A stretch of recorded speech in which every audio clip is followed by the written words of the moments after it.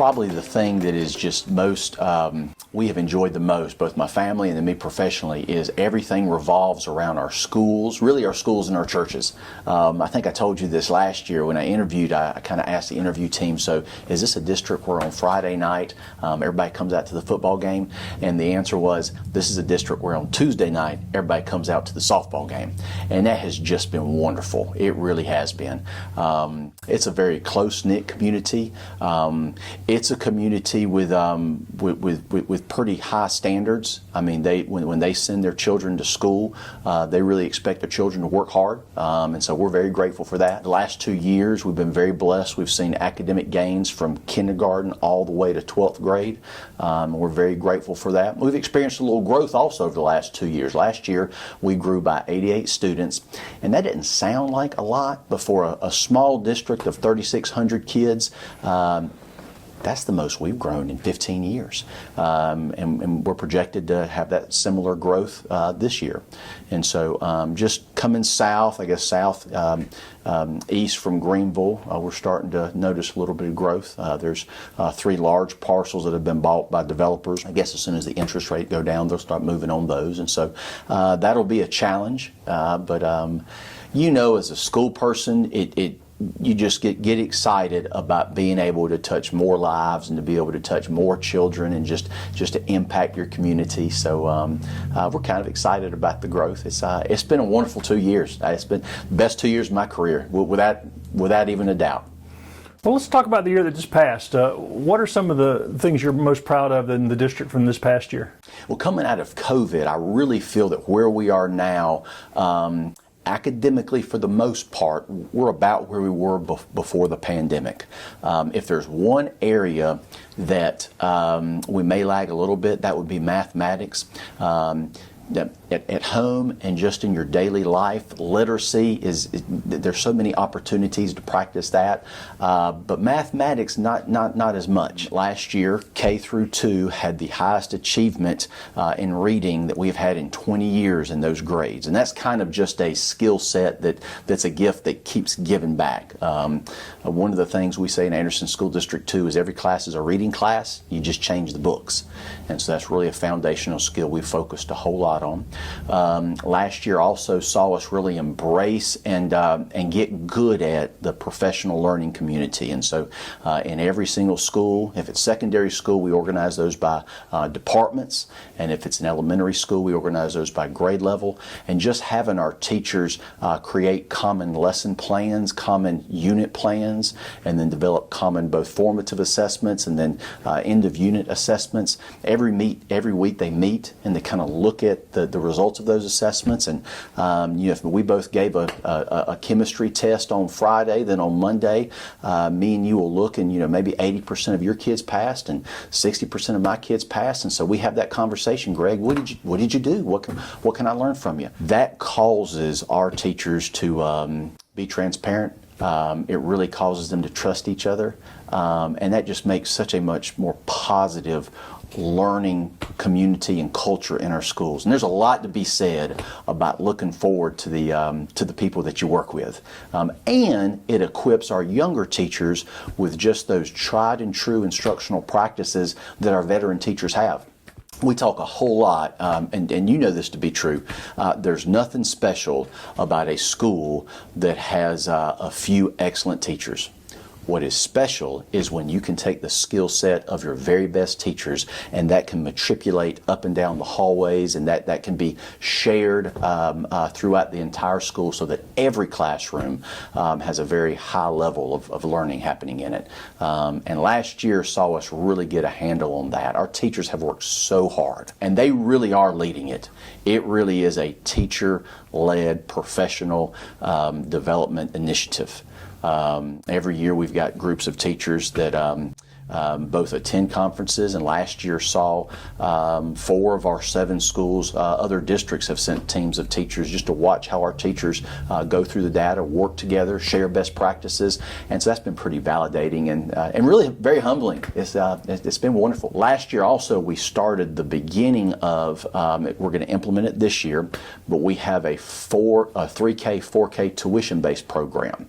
So there's 2 towns in Anderson School District 2, Belton and Honea, and both of those communities are going to have a 3K, 4K tuition-based program. It is going to be very affordable. It's $400 a month, which is $20 a day. It's going to be full day instruction with a certified teacher and an aide. There's going to be an after-school opportunity as well, and it's pretty unique in the state. We looked at a couple of districts that are doing it. We are doing it at a lower cost than by far than any place in the state, and our community, the feedback we've got from our community has been incredibly positive. We filled up all the seats within 3 weeks. We're very excited about being able to provide that service for our families and getting those young people into our schools and setting them up for success before they even hit 5-year-old kindergarten. Any other facilities or any other updates or upgrades that y'all did this past year? Yes, sir. Honea Elementary School, we see a lot of growth in that area of our district, and in August we will have completed a new 3K, 4K wing. It'll have a conference room area, teacher workroom, 4 new classrooms to accommodate that growth. That's actually where in Honea, that's where that 3K, 4K tuition-based program will be housed. And because of growth, the last 4 or 5 years, we have actually had to house our kindergarten classes at Honea Elementary School at the middle school, and so that facility will allow us to bring those classes back to the elementary school, and our families are very excited about that, and our school's very excited about that, having everybody up under one roof again. We had several, both fall, winter, and spring region coach of the year. We had several of our teams go deep into the playoffs. One of the things that's special about our district, more than any place I'm aware of, is we have so many students participating in multiple sports. This day and age has really seen, and I think this is a detriment to our students, our student athletes, children being encouraged to find that one sport and to play that one sport all year long. I think it takes away the opportunity for that child to be as well-rounded as they can be, and I think when you get to be an adult, you've just missed out on so many opportunities. So we really do encourage our students to play as many sports as they can, and we really see that. I think it increases just the positive culture you have in your student body. I think it just teaches children our student athletes just to appreciate other disciplines. You know, if baseball is their favorite, that's wonderful, but you can do wrestling in the winter, and you do football in the fall. You just get to appreciate. You need to meet more people. It just creates a stronger interconnectivity with your student body. And most studies suggest that people who participate in those things do better academically as well. Isn't that correct? Absolutely, hands down, our student athletes. Well, there's a built-in accountability because there's at least one more adult in your life, your coach, who knows how you're doing academically and can kind of both encourage you and then hold you accountable. One thing in all of our secondary schools, of course, where we have athletics, there's a data room in those buildings, and if you can just kind of paint a mental picture. So in our high school, the data room obviously has 4 walls. On each wall, there's a huge whiteboard that we've created a grid, and it's got every name of every single student in that grade. And then we have tiles that represent their grade in each class. And then for each student, we also have stickers. So if they're cheerleading, then we've got an identifier. And then so our teachers go in there once a week to kind of track the progress of each student. So if I'm one of your soccer players, even if I'm not in your class, you know exactly how I'm doing in my math class that semester. And so if you see me in the hallway, Jason, you failed the quiz this week. What's going on, man? Yeah, and so it's that has been a wonderful tool and support system for our teachers to be able to come alongside our students, even if they're not their teacher for that semester, to encourage them and hold them accountable. There's obviously a national and even regional teacher shortage. Have y'all experienced any trouble in keeping teachers? Yes, sir. We have been very blessed here, and when I tell you this, it's gonna sound surprising. Our impactful turnover this year was 1.84%. which I would put that up against any district in the entire state. Well, a couple of the things that we kind of credit are both recruitment efforts and our retention efforts. We hired 54 new staff members and teachers this year. We start hiring in September for the year prior.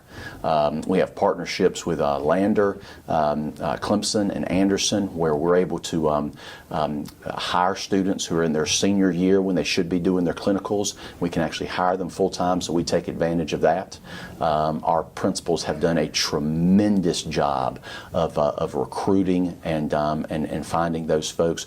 We're also very blessed in that our students who are at our high school who show an interest and want to be an educator, we've got a 4-year program that kind of immerses them in kind of what it would be like to be a teacher, and we have a large percentage of our teachers are actually former students of our district, which gives you a very unique loyalty that I don't think you can get anywhere else. For all of our teachers, for the first 2 years, we have a mentoring program, which is unique in the state. Most districts just have it for that first year, but our teachers have a 2-year mentoring program to really set them up with a veteran teacher. And they've got a second kind of a buddy teacher that just is just a resource for them. And for a young teacher coming out of college, knowing that for the next 2 years I'm going to have 2 adults, 2 colleagues coming alongside me, making sure I'm as successful as I can possibly be, we have seen a huge reduction in young teachers wanting to leave the profession. Probably the third thing, and this is more for our teachers who have been teaching 5 years or more. This past year, we just saw the completion of a national board certified group of our teachers. We had 24 teachers go through a 2-year program. The district paid for the entire program, which is about $20,000 per teacher, and they earned their national board certification, which also comes along with a stipend for the rest of their career. And so that's just not only is it very, very effective professional development, getting that national board certification, but it's also kind of a monetary perk, which is very rare to get in education. So I think that shows our teachers that we care about them, we value them. In my mind, second to parenting, teaching is the most important profession on the planet, and that's just kind of an action step to demonstrate that. We have 7 schools. We have Marshall Primary, Belton Elementary School, Honeypath Elementary School, and Wright Elementary School. 2 middle school, Honeypath Middle School and Belton Middle School, and then we're 1 high school district, Belton Honeypath High School. Also, you got the participation in the Career Center, the Anderson County Technology Career Center. How important is that? That's an incredible resource for our students. That program, from our sophomores to seniors, they can access that program. I've actually got a daughter who's a junior, and this will be her 2nd year going through that program, and it's just career and technical educational classes that either directly matriculate to an occupation, and so they actually realize a certification while they're a high schooler, or we've got a strong partnership with Tri-County Tech, and those classes actually they can move right into Tri-County Tech. I have a son who graduated last year who's in the mechatronics program, and the Anderson County Technology Center was just a huge benefit and a gift. It's a very rigorous program, all of the programs there are, and it is it's a pretty special opportunity that we spend a lot of energy and try to be as intentional as possible as our freshmen come into our Belton Honeypath High School, just showing them all the opportunities that are at the Anderson County Technology Center, doing campus visits. Your goal is you want them to, and some students, they're going to be 4-year college students,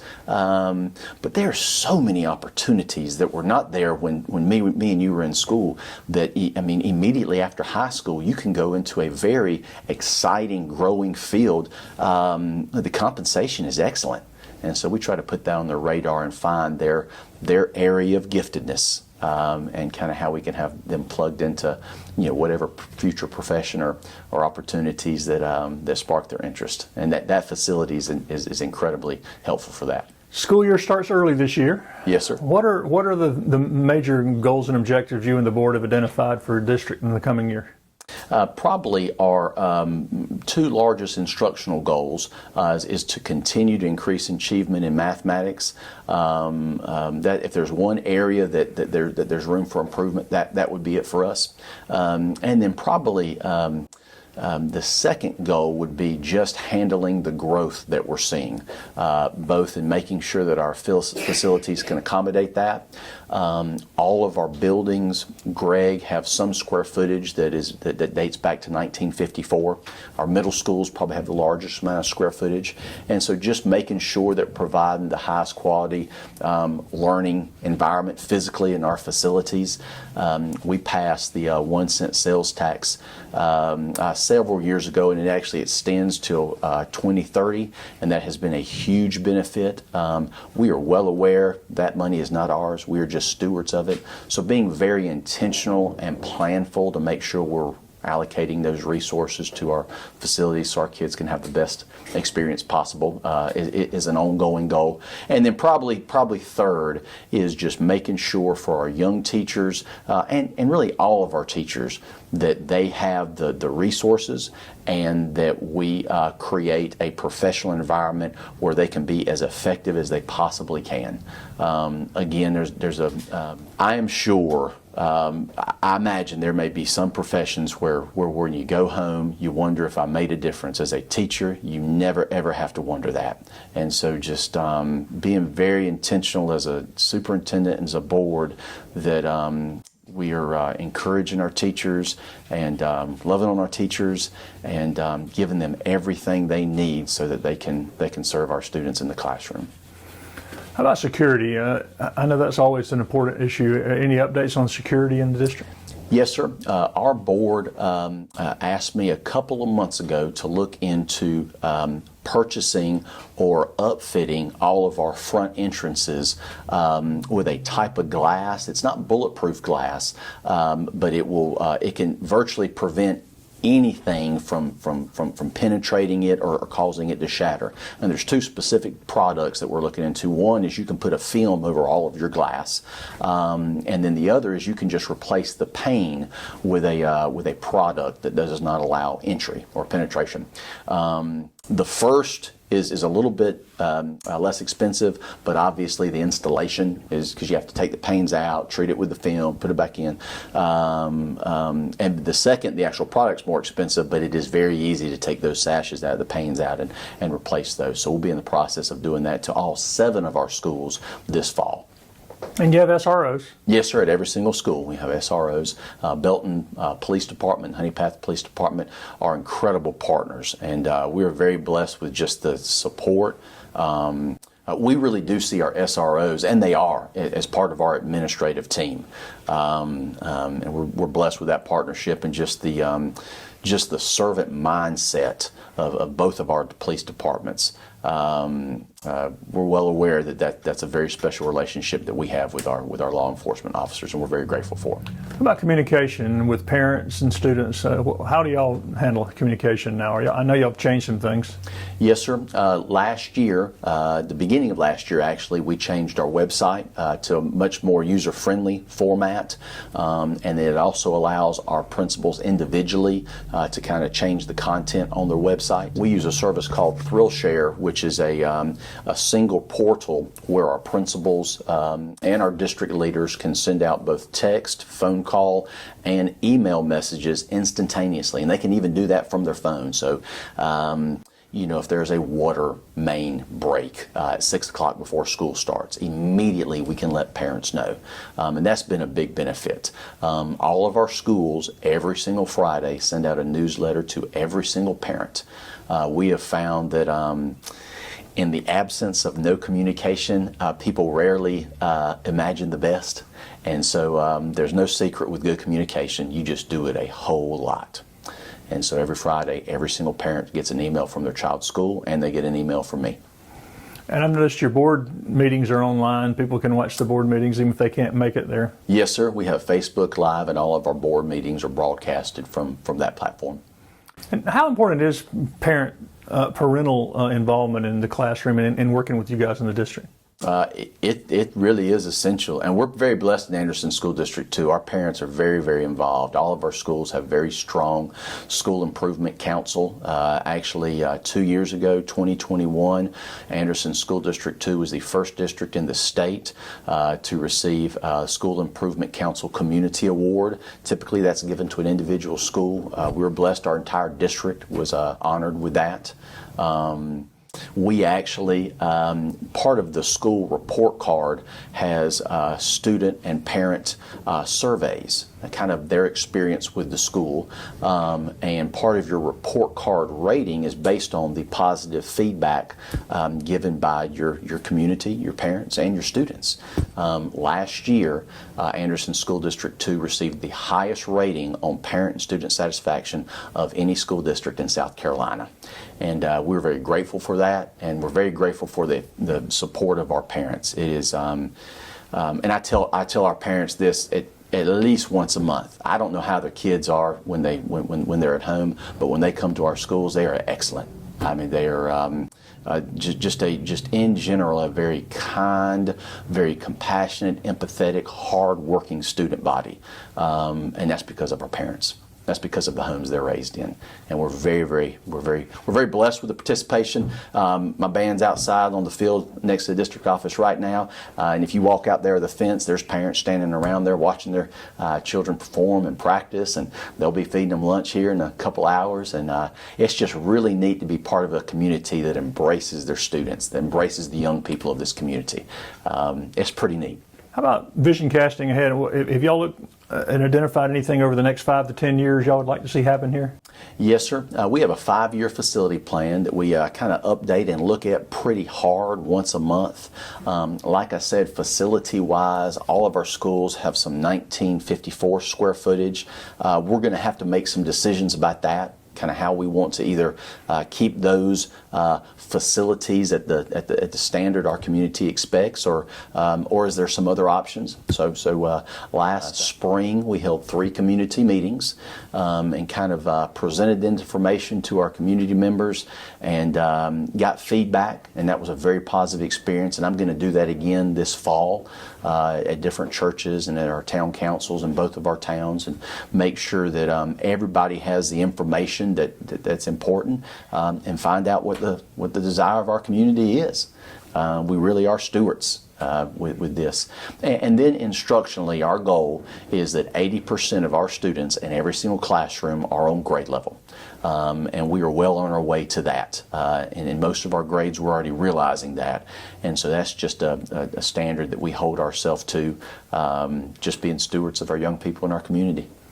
And I understand they're embargoed, but are y'all generally pleased with what you're seeing on the test scores as you've looked at so far? Yes, sir, we are. Across the board, both when you look at the high school, the end of course classes, Biology 1, Algebra 1, English 2, and U.S. History, as with graduation rate, some of the highest that we've had in years, and we're very grateful. And it is all because of our teachers. It's because of their collaboration and just the incredible work they do in our classroom. Our middle school's SC ready down to our 3rd grade classrooms, both math, reading, and ELA. We're very pleased with those gains. And as I mentioned before, our kindergarten through 2nd grade reading levels are historical highs. And so just equipping those students with those literacy skills and just a love of reading, just a desire to read from our younger students, we're very excited. We really are. You mentioned growth. If somebody's watching this that's new to the area, just kind of wrap it up by telling me what you would like for them to know about Anderson School District 2. If there was one thing that I could tell them, and you have to come here to see it, but if you're moving from anywhere else, this will change your family's life. Just having a community that is all in with making sure that our students are as cared for and are as equipped to go out in the world and be responsible, independent, productive, kind adults across the board. That's what our community is about. We have really high expectations in the classroom. The kids are hard workers, and the teachers expect that. But it is. It's one of the most caring environments I've ever worked in my life. So if I was a parent, that's something that I would think would be pretty encouraging and pretty attractive.